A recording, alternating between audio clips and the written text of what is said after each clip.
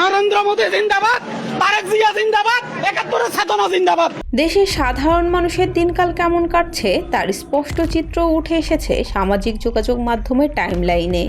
প্রতিদিনের খবরের কাগজ বা টেলিভিশনের পর্দার চেয়ে এখন মানুষের ক্ষোভ আর হতাশার বাস্তব রূপ দেখা যাচ্ছে বিভিন্ন ভাইরাল ফুটেজে। গালভরা প্রতিশ্রুতি আর উন্নয়নের পরিসংখ্যানের আড়ালে রাজপথ থেকে শুরু করে বাজারের অলিগলি পর্যন্ত সাধারণ মানুষ যে তীব্র নাভিশ্বাস আর ক্ষোভের মধ্যে দিয়ে যাচ্ছে তা এখন আর চাপা দেওয়ার কোনো সুযোগ নেই।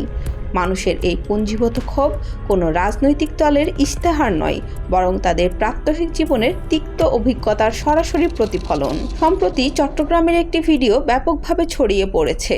সেখানে দেখা যায় সামান্য কয়েক ঘন্টার বৃষ্টিতে প্রধান সড়ক থেকে শুরু করে অলিগলি হাঁটু সমান নোংরা পানিতে তলিয়ে গেছে। আর সেই পানিবন্দী অবস্থায় দাঁড়িয়ে একজন সাধারণ নাগরিক সিটি কর্পোরেশন ও স্থানীয় প্রশাসনের চরম অব্যবস্থাপনা নিয়ে তীব্র ক্ষোভ ছাড়ছেন। এই দৃশ্যটি কেবল একজন ব্যক্তির হতাশা নয়, বরং এটি পুরো নগরের বাসিন্দাদের দীর্ঘদিনের জিম্মি দশার চিত্র। নগর উন্নয়ন কর্তৃপক্ষ এবং সিটি কর্পোরেশনের ড্রেনেজ সংস্কার ও মেগা প্রকল্পগুলোর পেছনে হাজার হাজার কোটি টাকা ব্যয় হওয়ার পরও যখন সাধারণ করদাতাদের নোংরা পানিতে দাঁড়িয়ে প্রতিবাদ করতে হয়, তখন প্রকল্পগুলো স্বচ্ছতা ও বাস্তবায়ন সরাসরি কাঠগড়ায় দাঁড়ায়। প্রশাসনের পক্ষ থেকে দেওয়া আশ্বাসের বাণীগুলো যেন বাস্তবে সাধারণ মানুষের কোনো কাজে আসে না। এই ভাইরাল ফুটেজটি তার জ্বলন্ত প্রমাণ। ঠিক 2 দিন আগে আরেকটি ঘটনা সরাসরি আঘাত করেছে মানুষের বিবেকে।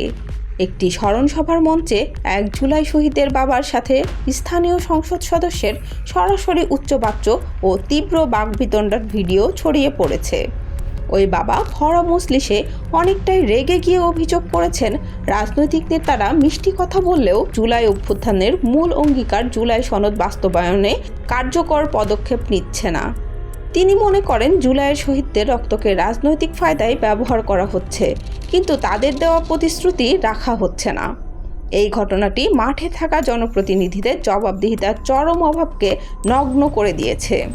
যাদের রক্তের বিনিময়ে আজকের এই রাজনৈতিক পটভূমি, তাদের পরিবার যখন জনসম্মুখে অধিকার আদায়ের জন্য জনপ্রতিনিধিদের সাথে দ্বন্দ্বে জড়াতে বাধ্য হয়, তখন সুশাসনের দাবিগুলো পুরোটাই অন্তঃসার শূন্য মনে হয়। সাধারণ মানুষের সাথে ক্ষমতার এই দুস্তর ব্যবধান কোনোভাবেই এড়িয়ে যাওয়ার মতো নয়। রাজপথের এই ক্ষোভের সাথে সরাসরি যুক্ত হয়েছে মানুষের টিকে থাকার সংগ্রাম। বাজার পর্যবেক্ষণ রিপোর্টগুলো এক করলে যে চিত্র পাওয়া যায় তা রীতিমতো ভয়াবহ। নিত্য প্রয়োজনীয় পণ্যের বাজার এখন সাধারণ মানুষের আয়ের ক্ষমতাকে পুরোপুরি হার মানিয়েছে। চাল, ডাল, ভোজ্য তেল থেকে শুরু করে কাঁচা বাজারের প্রতিটি উপাদানের দাম এখন মধ্যবিত্ত ও নিম্ন আয়ের মানুষের নাগালের অনেক বাইরে। উৎপাদক পর্যায়ে পণ্যের দাম স্বাভাবিক থাকলেও পরিবহন, চাঁদাবাজি এবং বাজার নিয়ন্ত্রক সিন্ডিকেটগুলোর কারণে খুচরা বাজারে সেই দাম কয়েক গুণ বেড়ে যাচ্ছে। মাস শেষে একজন নির্ধারিত আয়ের চাকরিজীবী বা দিনমজুর তার পরিবারের দুমুঠো খাবার যোগান দিতে গিয়েই সর্বশান্ত হচ্ছেন। বাজারের এই লাগামহীন ঊর্ধ্বগতি মানুষের জীবনযাত্রার মানকে প্রতিনিয়ত চরম খাদের দিকে ঠেলে দিচ্ছে।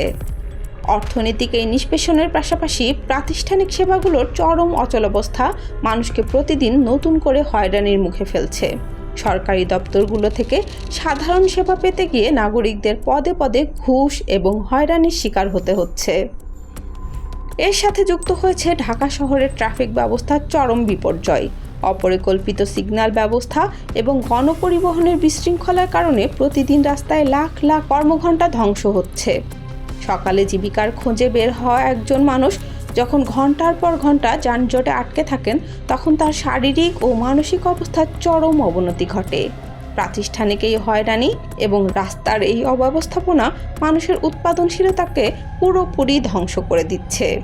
পরিস্থিতি এখন এমন এক পর্যায়ে পৌঁছেছে যেখানে সাধারণ নাগরিকরা একটি শ্বাসরুদ্ধকর চক্রের ভেতরে আটকা পড়েছে। বাজারে গেলে সিন্ডিকেটের থাবা, রাস্তায় নামলে অসহনীয় যানজট, বৃষ্টি হলে জলাবদ্ধতা, আর ন্যায্য অধিকার আদায় করতে গেলে ক্ষমতাসীনদের অবজ্ঞা।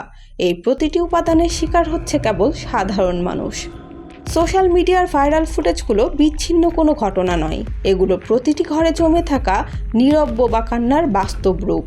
দেশের সাধারণ মানুষ এখন আর কোনো বিশাল ফ্লাইওভার বা মেগা প্রকল্পের স্বপ্ন দেখে না। তারা একটি নিরাপদ এবং স্বাভাবিক জীবন চায়।